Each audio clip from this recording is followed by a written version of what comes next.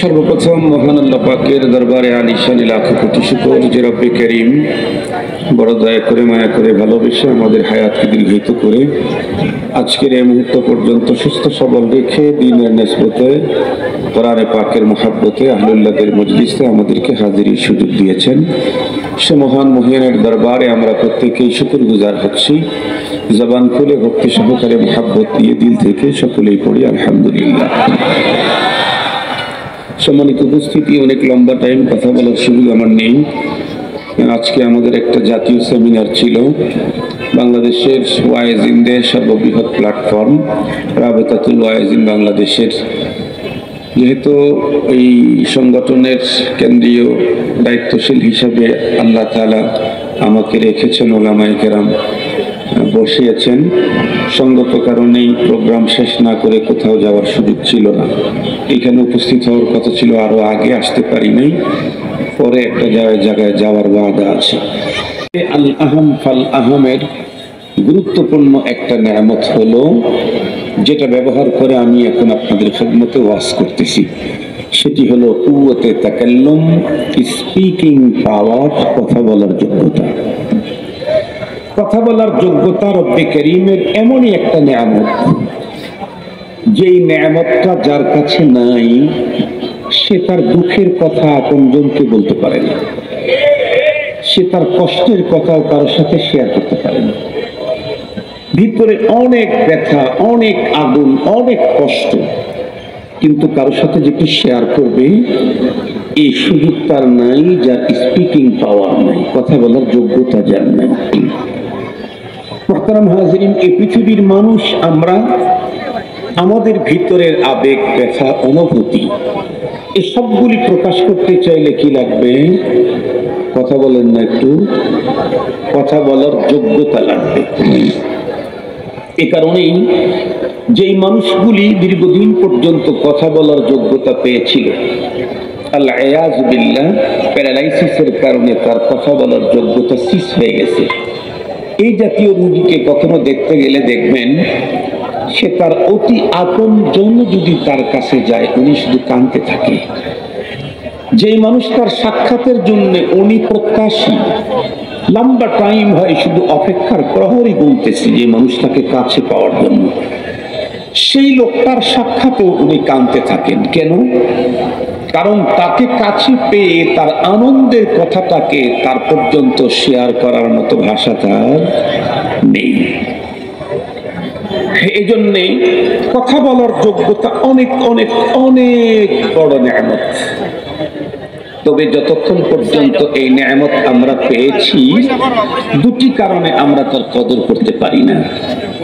দুটি ফার্সিতে প্রবাদ বাক্য আছে, একটা হলো মালে মুফত দেলে বেরহম, সহজে ইজি যেই জিনিস পাওয়া যায় অনেক দামি হলেও মানুষ তার মূল্যায়ন করে না।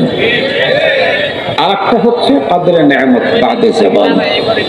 যতক্ষণ পর্যন্ত আল্লাহর নেয়ামত আমার কাছে আছে, যেই নেয়ামত আছে সেই নেয়ামতের কদর আমি বুঝি না।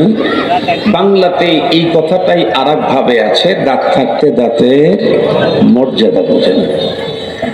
আমি আমার দেহের কথা বলি, আমার টোটাল শরীর আলহামদুলিল্লাহ ভালো আছে, শুধু বাম পায়ের 4টা আঙ্গুল নাই। বাম পায়ে গত বছরের অ্যাক্সিডেন্টে। এখন আমি শারীরিক দিক থেকে কিন্তু আলহামদুলিল্লাহ অনেক শক্তিশালী। গজওয়াতুল হিন্দ যদি শুরু হয় এখনো যাওয়ার মতো শক্তি সামর্থ্য আছে, কিন্তু এখনো আমি লাঠি নিয়ে চলি অনেক সময়। কেন? আমি বাম পায়ের উপরে দাঁড়িয়ে যদি পায়জামা পড়তে চাই তো পরে যেতে থাকি। কেন? কারণ এক পায়ের উপরে দাঁড়ালে বডি এদিক ওদিক কাচ্ছিত হলে ব্যালেন্স ঠিক রাখে হলো আঙ্গুল। আঙ্গুল এভাবে চাপা দিয়ে ব্যালেন্স ঠিক রাখে। আমার যেহেতু আঙ্গুল নেই, এ কারণে বাম পায়ের উপরে দাঁড়িয়ে আমি পায়জামা পড়তে পারি না, পড়ে যেতে থাকি। বাম পায়ের উপরে দাঁড়িয়ে আমি ডান পায়ে মোজা পড়তে পারি না। আমি এখন বুঝি যে পুরা পায়ের কত দাম, মাত্র 4টা আঙ্গুল গেছে তাই আমার অবস্থা এমন। তাহলে রব্বে করিমের দেওয়া প্রতিটি নেয়ামতের কত দাম। মুহতারাম হাজিরিন, তো যে লোকের কথা বলার যোগ্যতা আছে, কথা বলতে পারা যে কত বড় নেয়ামত, এটা উনি ওনার বুঝে আসবে না। যেদিন আল্লাহ না করুক এই যোগ্যতা হারিয়ে যাবে, সেদিন তার হাড়ে হাড়ে বুঝে আসবে।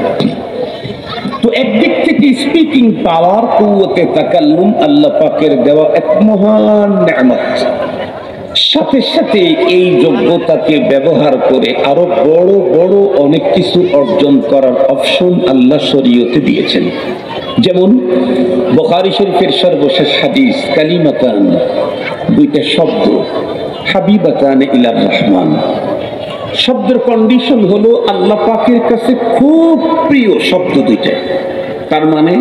তার মানে যেই মানুষগুলি এই প্রিয় শব্দগুলি বলতে থাকে, সেও আল্লাহর খুব প্রিয় হয়ে যায়। হাবিবুল হাবিবে হাবিবুল। সাথে সাথে কালিমা দুইটার অবস্থা হলো এই, খফিফাতানি আলাল লিসান, জবানে উচ্চারণ করা বড় সহজ, কিন্তু এর একটা বড় গুণ হলো সাকিলাতানি ফিল মিজান। মিজানের পালায় যখন উঠানো হবে, সবচেয়ে বেশি ওজন হবে এই কালিমা দুইটার। এই যে আমরা প্রত্যেকে খেটে খাওয়া মানুষ, সবাই কর্মজীবী মানুষ। নানা কর্মের পরে সন্ধ্যাবেলায় আরাম না নিয়েই চলে আসছি এখানে। যতক্ষণ পর্যন্ত উলামায়ে কেরাম আছেন ততক্ষণ পর্যন্ত আমরা আছি। উদ্দেশ্য কি? পরকালে মিজানের পালায় আমার নেকিটা যেন ভারী হয়। সারাদিন একজন রিক্সা চালক, অটো রিক্সা চালক 1000 টাকা কামায়, ওয়াজে গেছে, হুজুর এমন এক বয়ান করছেন, 2 দিনের ইনকাম টোটাল মাদ্রাসায় দিয়ে আসছে। এরকম লোক নাই? অ্যাভেলেবেল আছে। এই যে 2 দিন হাড় ভাঙ্গা পরিশ্রম দিয়ে ইনকামের টাকাটা মাদ্রাসায় দিয়ে আসলাম কেন? পরপারে আমার মিজানের পালায় নেকির পালাটা যেন ভারী হয়। অথচ সবচেয়ে বেশি ভারী করবে 2টা কালিমা, সেটা হলো সুবহানাল্লাহি ওয়া বিহামদিহি সুবহানাল্লাহিল আযীম। আমি জিজ্ঞেস করতে চাই, মিজানের পালায় আমার নেকির পালাকে সবচেয়ে বেশি ওজনই করবে যে আমল, এটা কি হাত দিয়া, না পা দিয়া, না পেট দিয়া, না মুখ দিয়া, না টাকা দিয়া, না জবান দিয়া? এটা লিসানি আমল, জবানের আমল। জবান এমনিতেই একটা অনেক বড় আল্লাহ পাকের দেয়া নিয়ামত, আর সেই জবান দিয়ে সবচেয়ে বেশি ওজনী আমল মিজানের পালায় যেটা হবে, সেটা আমল করা যায় এই জবান দিয়ে। তাহলে জবান নূরুন আলা নূর। শুধু তাই না, আরো একখানা হাদিস আপনারা প্রত্যেকে পড়েছেন, আফজালুদ যিকরি লা ইলাহা ইল্লাল্লাহ। আমি জিজ্ঞেস করতে চাই, সর্বশ্রেষ্ঠ জিকির যদি কেউ করতে চায়, এর জন্য কি হাত ব্যবহার করলে হবে, পা ব্যবহার করলে হবে, টাকা দিয়ে হবে? আর একটু জোরে বলেন। মক্কা মদিনায় গেলেই হবে না? কি লাগবে? জবান। কথা বলেন, কি লাগবে? শ্রেষ্ঠ জিকির সেটাও জবান দিয়েই হয়। শুধু কি তাই, আরো একটা আফজাল যার জন্য আমাদেরকে তৈরি করা হয়েছে, ওয়ামা খালাকতুল জিন্না ওয়াল ইনসা ইল্লা লিয়াবুদুন, মা খালাকতুল জিন্না ওয়াল ইনসা ওয়া মিসকা মাকসুদ জুজ ইবাদাত আজজাহা। ইবাদতের জন্য আমি তৈরি। যদি ভিন্ন জায়গায় ব্যবহার হয়, তাহলে নবীজি বলেন, লিসান জিরমুহু সগীর জুরমুহু কবীর। জিহ্বা অত্যন্ত ছোট একটা আল্লাহর দেওয়া আমার শরীরের একটা অঙ্গ, কিন্তু এর অপরাধ বড় ভয়ঙ্কর। জিহ্বার অপরাধ কত বড় ভয়ঙ্কর, এই কথার উপরে আমি 3 দিন পর্যন্ত ওয়াজ করে যতটুকু বুঝাইতে পারবো, তার চাইতে বেশি বুঝবেন যদি কারো সম্পর্ক থাকে। তাহলে একটু সাবেক প্রধানমন্ত্রীকে ফোন দেন, উনি সবচাইতে ভালো বলতে পারবে বিগত 15-16 বছর পর্যন্ত কত দুর্ঘটনাই না ঘটলো। শাপলা থেকে শুরু করে, পিলখানা থেকে শুরু করে, 13 সাল থেকে শুরু করে, 21 সাল থেকে শুরু করে, মোদী বিরোধী আন্দোলন থেকে শুরু করে, দেশের অর্থ সম্পদকে ঝাঁঝরা করা থেকে শুরু করে, গুম খুন হত্যা আরো কত কিছু হলো। কিন্তু তারপরেও তাদের স্বপ্ন ছিল 41 সাল পর্যন্ত। আমরা তো আরো একটু বাড়াই বলেছিলাম, মনে হয় উনি ইন্তেকালের আগে আর কেউ যেতে পারবে না। চলতে চলতে চলতে চলতে হঠাৎ করে তার মুখ থেকে এমন একটা শব্দ বের হলো, অমকের ছেলেদেরকে চাকরি দেব না, অমকের বাচ্চাদেরকে দেব। এক শব্দের কারণে তার মতো এক প্রভাবশালী নেত্রীও ৪৫ সাল তো দূরের কথা, ৪৬ সাল তো দূরের কথা, ৪৫ মিনিটের উপরেই সময় পায় না।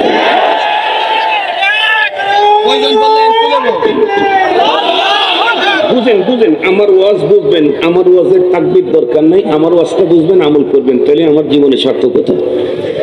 ওনার মতো একটা পাওয়ারফুল নেত্রী, যিনি টোটাল দেশটাকে এমন ভাবে সাজিয়েছিলেন, দেখতেছেন না কত মাস হয়ে চলে গেছে, কি ভয়ঙ্কর অবস্থাতে চলে গেছে। এরপরেও এদিকে উকি দিতে চায়, ওদিকে উকি দিতে চায়, কারণ সব জায়গায় বড় সুন্দর করে সাজিয়েছিলেন। এরপরেও সব সর্বনাশ হয়ে গেল শুধু একটা কথার অপরাধের কারণে। মুহতারাম হাজিরিন, কথার অপরাধের কারণে তার যেমন বিশাল সর্বনাশ হয়েছে, এখান থেকে আমাদেরকে সবক নিতে হবে। আমি যা বলছি এটার দ্বারাই আমার যেন আখিরাত সর্বনাশ না হয়। কেন? কারণ আমার প্রতিটি কথার পিছনে রব্বে কারীম আমাকে পরপারে বিচার করার জন্য সিআইডি লাগায় রাখছে। আল্লাহ পাক বলেন, কিরামান কাতিবিনা ইয়ালামুনা মা তাফআলুন। সম্মানিত লিখকগণ যা করি যা বলি সব লেখে। কেমন কিতাব আমাদের সামনে কেমন লেখা হাজির করা হবে? কোরআন শরীফের মধ্যে আল্লাহ তাআলা আরেক জায়গায় বলেন, ওয়াউদিআল কিতাবু ফাতারাল মুজরিমিনা মুশফিকিনা মিম্মা ফীহি ওয়া ইয়াকুলুনা ইয়া ওয়াইলাতানা মা লিহাযাল কিতাব লা ইউগাদিরু সাগীরাতান ওয়ালা কাবীরাতান ইল্লা আহসাহা। বলবে তার জীবনের লেখালেখি দেখে ছোট্ট একটা কথাও তো ছাড়ে নাই। আর ছাড়বে কেমনে? রব যে সিস্টেম করে দিয়েছেন। কি সিস্টেম করে দিয়েছেন? আল্লাহ বলেন, ইয ইয়াতালাক্কাল মুতালাক্কিয়ানি আনিল ইয়ামিনি ওয়া আনিশ শিমালি কাঈদ। আমার ডান পাশে একজন, বাম পাশে একজন ২৪ ঘন্টা বসায় রাখছেন। ডান পাশে একজন, বাম পাশে একজন। সে কি করে? মা ইয়ালফিযু মিন কাওলিন ইল্লা লাদাইহি রাকীবুন আতীদ। যা বলি, এই যে যা বলি বলতে যেটা বলেছি এটাও হেফাজত করেছে, রেকর্ডিং করেছে, ভিডিও ফুটেজ সংরক্ষণ করতেছে। তো পরে কি হবে?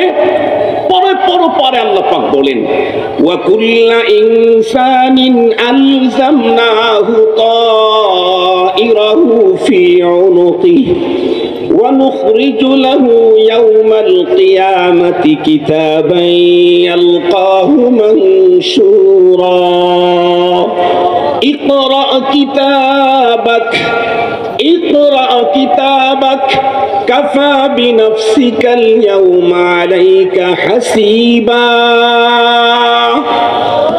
এই যাবতীয় জীবনের বৃত্তান্ত সব লিখে আমার আপনার গলার ভিতরে ঝুলায় দেওয়া হবে এবং বলা হবে, তুমি তোমার আমলনামা পড়ো। বিচারের জন্য নতুন বিচারক নিয়োগের দরকার নাই, তুমি পড়ো। তখন আমাদের মতো যাদের জবান কন্ট্রোল ছিল না তারা বলতে থাকবে, ইয়া লাইতানি লাউলাম উতা কিতাবিয়া। যারা জবান দিয়ে সবচেয়ে ভয়ঙ্কর কথা বলেছে, শিরকি কথা বলেছে, নাস্তিকতার মতবাদ প্রকাশ করেছে, এই জাতীয় মানুষগুলি তো বলবেই যে আহ, যদি এই কিতাব না দেওয়া হতো। এই জন্য আমার ছোট্ট নসিহত হলো, বর্তমান সময় আমাদের অনেক কিছুই কন্ট্রোল নেই। কন্ট্রোল না থাকার শীর্ষে হলো দুইটা জিনিস, একটা হলো চোখ আর একটা হলো জবান। এই দুটা সবচাইতে বেশি কন্ট্রোলের বাইরে চলে গেছে। জবান কন্ট্রোল আমাকে করতেই হবে, যদি না করি তাহলে আমার প্রতিটা কথার উপরে পরপারে বিচারের জন্য রব আমার পিছনে সিআইডি লাগায় দিয়েছেন। শুধু খাতা নিয়ে আসে না, ক্যামেরা নিয়েও আসে, সে ভিডিও ফুটেজ আমাকে দেখায় দিবে। সঙ্গত কারণে আমি এমন কোনো কথা বলতে যাব না যে কথার দ্বারায় আমাকে মানুষের সামনে অসম্মানী হতে হয়, অথবা যে কথার দ্বারায় আমাকে আল্লাহর আদালতের আসামির কাঠগড়ায় দাঁড়াতে হয়। এখন তো অবস্থা এত বড় বেগতি, জবান এত বেশি দারাজ করতেছি আমরা। ছেলে বাবার বিরুদ্ধে জবান দারাজি করছে, ছাত্র ওস্তাদের বিরুদ্ধে জবান দারাজি করছে, মুরিদ পীরের বিরুদ্ধে জবান দারাজি করছে। যদি কন্ট্রোল না করি তাহলে আমার জবান আমাকে ওই পরিমাণের ভয়ঙ্কর পরিণতি করে দিবে যেমনটি শেখ হাসিনার হয়েছে। আল্লাহ আমাদের জবান কন্ট্রোলের তৌফিক দান করুন। আসসালামু আলাইকুম ওয়া রাহমাতুল্লাহি ওয়া বারাকাতুহু।